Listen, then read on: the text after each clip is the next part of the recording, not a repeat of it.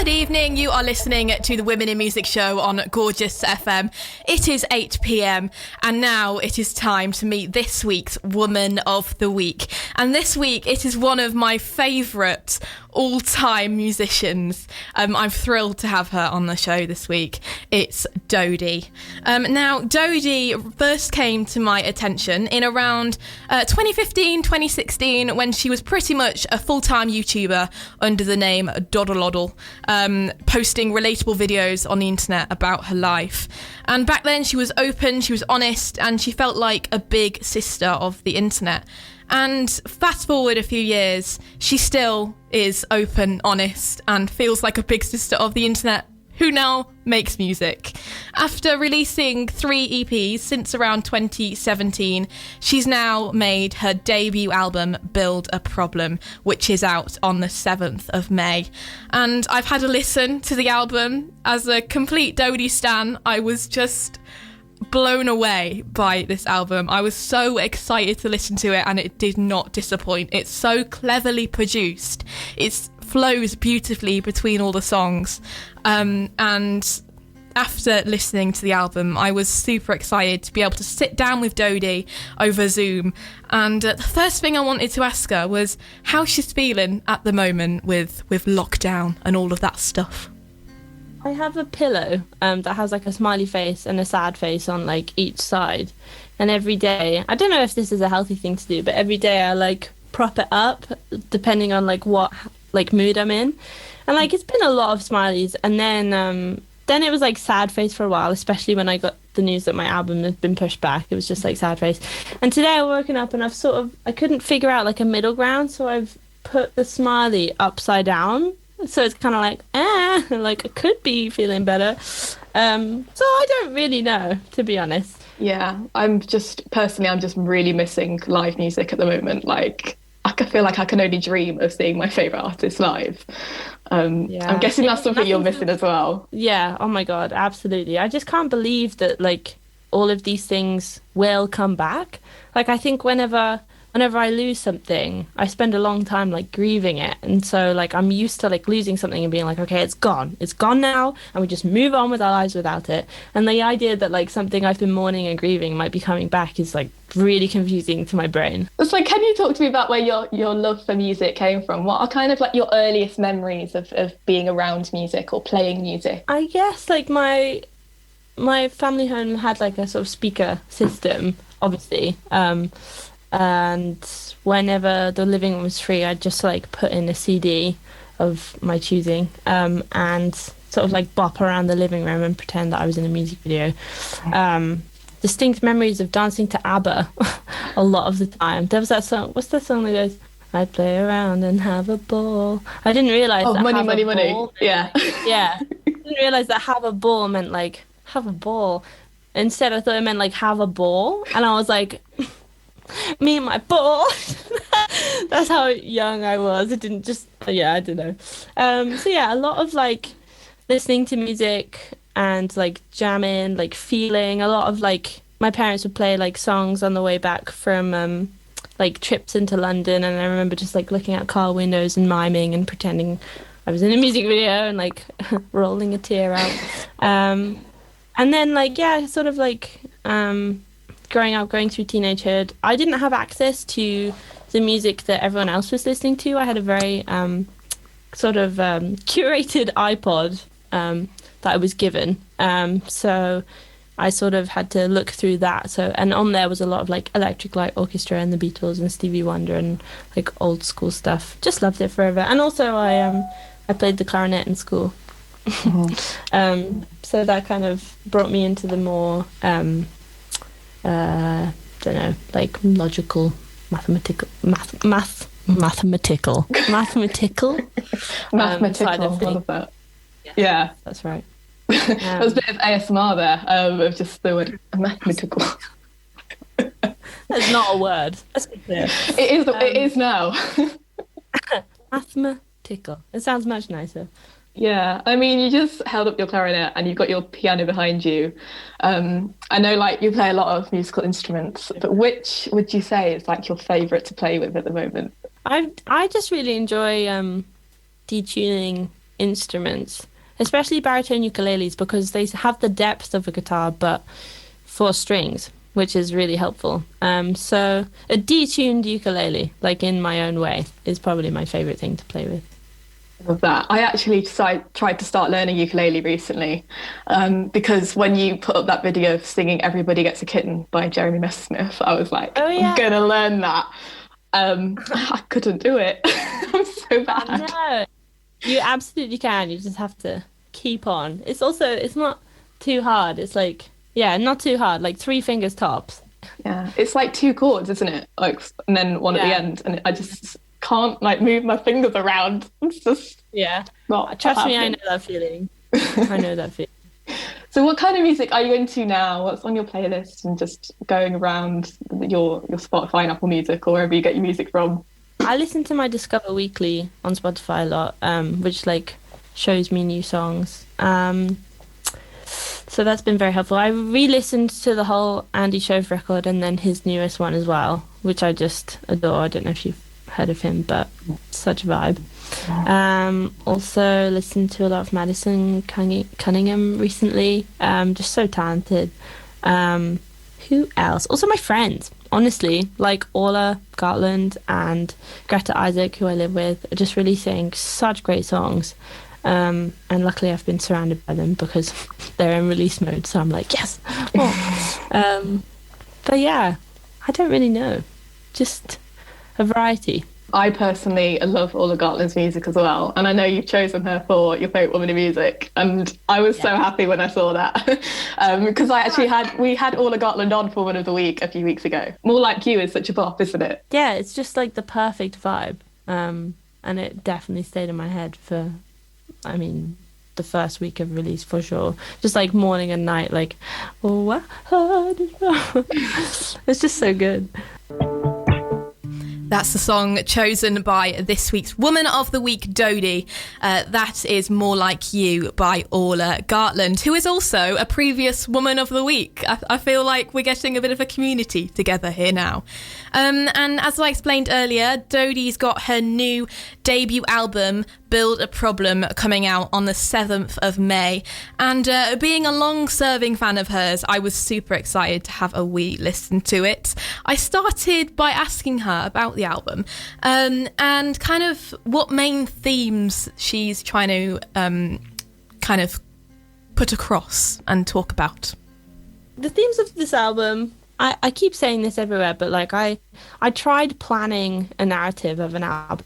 I was like, maybe I'll write, like a visual album and like do it to a storyline, but I just can't do that. And then what's funny is that when I like kept putting that off on the side, I just kept writing my own songs, and then suddenly I had like 8 and I was like, oh, okay, fine, I'll just like continue on with what I do, which is just like songs just happen and come out, and then a theme builds on its own, because I don't know, life is a story. Can't believe I just said that, but it's true. So yeah, I don't know, I guess the themes are very honest, very 20s, like in your 20s or early 20s, just being a hot womanly mess, not really knowing who I am, dealing with like family stuff and trauma and love life and mistakes and grief and anger and just all them juicy feelings. Juicy feelings, yeah. I haven't actually been able to stop listening to it. Like, I think I'm on listen number 4 now. Oh my God. And I'm just... Yeah, I can't. I'm speechless. Basically, I can't actually describe it. What's your favorite one? Oh my gosh, I have a couple of favorite bits. Personally, I love Special Girl. I feel like Special Girl takes me to like a tropical place. I don't know. It feels like I'm on holiday. Like, I don't know. I don't know if that's the feel you were going for, but definitely. I just wanted like rhythms on rhythms. Yeah. And, like, so fun. We literally just like kept building percussion like in the room, like the bit that goes like that's played on like a glass window. We just like stuck a microphone and I just went and it was just so fun. And then like the end, we're just like obviously like drumming about and vibing and like laughing. So yeah, so fun. What are your other favorite bits? Personally, I think the bits where you go like humming interlude into 4 tequilas down, and then strings interlude, into Sorry, into When. Oh my God, I can't believe you heard that. Like, can't. It's so cool that I can talk about this. Oh my Like, God, thank you so much. Yeah. Like, how did you come up with that kind of structure? Was that all planned all along? I'm guessing it was. Honestly, I don't know. Like, I had a few songs that were in the same key, and then one that was in like a key that I could easily move to, and I'd always wanted to do that. And then I had this gap in between like I don't know, like the end of 4 Tequilas, and then like I wrote Full Stop, or maybe I didn't. I don't know. All I knew was that I had like this key of A, I think, and then I needed to go into When because I wanted it to end with When. But like When is in like such a weird key compared to A. I think it's like, yeah, when. So like When I think is in A flat and the end is in A. So I couldn't just go like da da. So then I was like, okay, how do I like move through all of these like random chords? So Sorry was made out of just like wanting to go to every place ever, which I think really fits with the vibe of the song. Like it's just like, I don't know, this soaring feeling of like going through all of this processing and then eventually landing in like a bed. And yeah, it was, yeah, that bit was so fun to write, especially writing all the strings. Like I think I've always wanted to write this like swirling string world and kind of prove myself as a scorer. And so I'm so glad I got to do that. Yeah, and the strings, I love a song with strings on it. So when you like release a whole album of strings, I'm just, are you trying to kill me, basically, is what I want to ask you. What is it that you love about strings? I think because I am so, like, I'm not the strongest singer. Like, I can't really belt or like do anything flashy. I think I express my songs well because I write them. But I want to bring like an intensity that I just can't. So strings kind of are the way to surround my voice and surround my music and really build something that I can't make alone. Yeah, I don't know, they just add so much depth and drama when I want it, and yeah, they're so cool. So one of the songs that has strings on it, Rainbow, I thought was very apt for Gorgeous because we're an LGBT station. So can you talk to me about Rainbow? So Rainbow I wrote a few years ago actually, and it was when like I'd sort of come out as bi, I think maybe recently, I can't even remember, but I was definitely more present online back then. And it's funny because I thought it was a song of like pride and happiness and blah blah blah, but like looking back at the lyrics, there's so much shame and like misfitting, and then obviously the chorus bursts through, but even that is like bittersweet. It's like, well, at least we have this wonderful thing. It's not like heck yeah, it's more like I guess. So yeah, I don't know, I feel it's interesting when I look at that song because I think I kind of burst out of my shell because the internet at the time, well, for me at least, was like, come out, here we go, I am completely 100% this and I know it and I love it and I'm proud of it. But like a few years down the line, I'm like, oh no, I still have a lot of issues because I grew up in like a corner of Essex and yeah, had interesting moments with like family. So yeah, there's clearly a lot of like deep-rooted stuff in there that I still have to work through. Well, it makes me feel alright. That was Rainbow by DODIE. Such a beautiful song.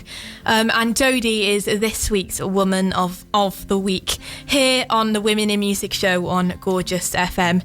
Now, DODIE has got millions of fans all around the world, so I thought it'd be a bit rude not to include them in this momentous occasion here on Gorgeous FM tonight. So I asked everyone on Twitter to get their questions in using the hashtag DODIEOnGorgeous. And Rebecca got in touch and she asked, DODIE, how are you going to celebrate once the album is out? God, I don't know. I'm going to get trashed. I'm just kidding. But probably. I don't know. Where will we be? May. Who knows? Whoever I'm with, I'll definitely have a party. I want to obviously do like some kind of live stream or something just so I can feel everyone with me. I don't know. Deleting the Dropbox file.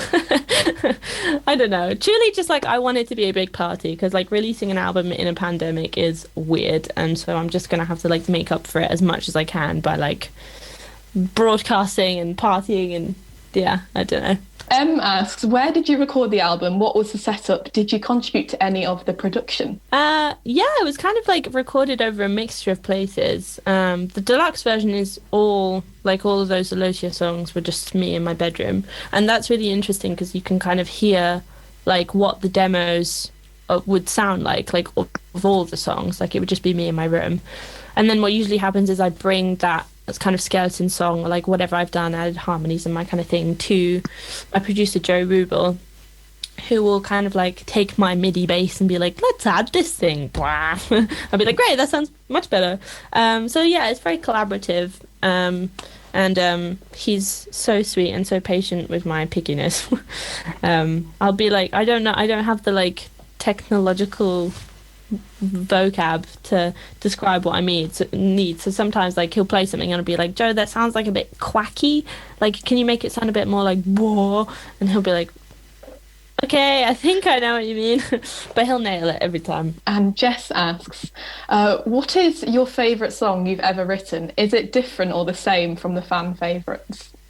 I don't know. I think it varies, honestly. Like it changes every day. I definitely think it varies from the fan favourites, maybe.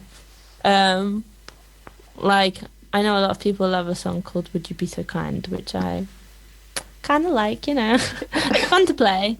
I don't know. Yeah, I think so. I think I probably tend to like the sort of more closed off, like, introspective, moody ones, because I'm dramatic and an emo, and also like all of those lyrics like mean something very personal to me. Like I've crafted them with my specific life in them, whereas like a lot of people like songs where they can that are a bit more like accessible, you know, and have lyrics that maybe aren't as floaty, but definitely like people can like have meanings in. I mean, like people attach meaning to like any song I release, so I don't really know. Do I have a favorite? What's my favorite at the moment? Probably Sorry, just because I love the like grandness of it, but also Special Girl. I don't know. Before we talk about Hate Myself, you're going on tour in September, so what can we expect from tour? Because it will happen. Hopefully more of a like visual tour. I've always wanted to like make a story, and I think with this album, like because the songs flow so well together, I would love to play especially that bit as one chunk and maybe create some sort of a story for some of it, and then like definitely break through and be like, all right lads, I'm back. But like I love the idea of like, what's it called, like when you suspend something, so just kind of like putting everyone in a place for a while. That could be really fun. I don't know what that looks like yet. But we have some time to figure it out, so yeah. Do you reckon like all the fans are going to be screaming the words back to you as they normally do, or I don't know. I think it's going to be the same with this album. Can you imagine? Like, I just can't imagine that happening because obviously these words have been just with me for so long. I can't imagine. But I definitely think like people will sing Hate Myself pretty loud. Yeah. It's just so fun to scream, isn't it? Yeah. So that will be, oh my God, I'm just so excited for that day. I can't imagine the rest. I have no idea. I want to kind of end this on talking about Hate Myself because, you know, when you have like a safe song that you go back to all the pig time. Yeah, Hate Myself is that song for me. Wow! Put it on all the time. I sing along to it. I'm tone deaf, but I don't care. What was the story behind Hate Myself? And also the posty kind of theme as well. Yeah. Firstly, thanks. Oh, that means so much. Like, it's so nice when someone says that because I know exactly what you mean. Like, I have so many songs like that. The story behind Hate Myself is honestly just like I have like a lot of trauma left over from an abusive relationship I was in when I was younger. And I was kind of taught that when there was silence, it meant that something bad was So now whenever I'm with someone else and they're quiet, if they're dealing with their problems like introspectively, I just start attacking myself. I start trying to figure out what to do to solve this problem before it gets really bad. And usually nothing happens because they're just not feeling well and they go quiet, but I'm like on fire, on edge, just like freaking out internally. But I didn't want to write about that like in a dramatic way because I think it's so silly.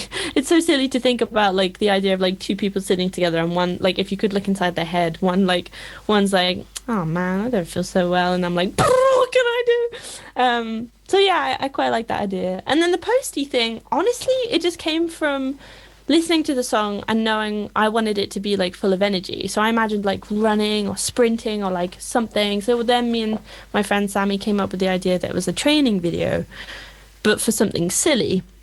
And then he just named a few careers and said postman. And then when we listened through, like that just made so much sense. And also like there is obviously like a theme in it of like communication and like working really hard to when you don't need to or that kind of thing. But honestly, I just think the outfit looks sick and yeah. So to finish us off, in true radio style, would you be able to introduce Hate Myself for Gorgeous FM? Oh my God, yes. All right, lads, I'm Dodie. This is a song called Hate Myself for Gorgeous FM. That's the new single by this week's Woman of the Week, Dodie. That's Hate Myself on Gorgeous FM. And that single is taken from her debut album, Build a Problem, which will be out on the 7th of May. Go and pre-order it. I strongly recommend it. I actually think it's going to be probably an album of the year on many people's kind of playlist towards the end of the year. I think it's going to be a real highlight. And you can listen back to that interview if you missed any of it by heading over to my YouTube channel, which is Lydia Greatrix. You spell my last name like Greatrix from tomorrow. And you can also head over to my Twitter, which is also at Lydia Greatrix. And if you have a favourite artist that you would like me to be chatting to this time next week, get in touch. We're on social media. We're on Facebook, Instagram and Twitter at We Are Gorgeous FM. And let me know who your favourite women in music is. And maybe I'll be chatting to them this time next week. Also, massive thank you to Dodie for her time. It was just so cool just to sit down with her, you know, when I've been a fan of hers for so long and she was just everything I wanted her to be and more. Now on